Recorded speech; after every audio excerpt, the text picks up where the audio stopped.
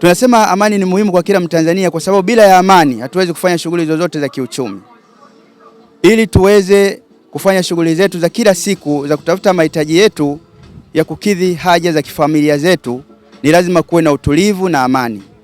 Pasipokuwa na utulivu na amani, hatutakuwa na mawazo ya kusema leo nitazalisha nini, leo nitafanya nini ili niweze kupata pesa, leo nitaenda wapi kushughulika ili niweze kupata pesa kwa ajili ya kukidhi haja za familia yangu au kwa ajili ya kusaidia watu fulani.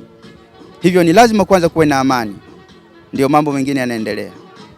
Mimi nikisikia kuna mtu au kikundi cha watu kinataka kuleta hatarishi la amani, mimi kwanza nitatuma vijana wangu wafike hapo na kuwadhibiti wale wote ambao wanaonekana ni kichochezi cha hatarishi, kichochezi cha kuleta machafuko. Nitawadhibiti na kuhakikisha na wafikisha sehemu husika ili waende wakachukuliwa hatua za kisheria kukomesha hali ya machafuzi ya amani.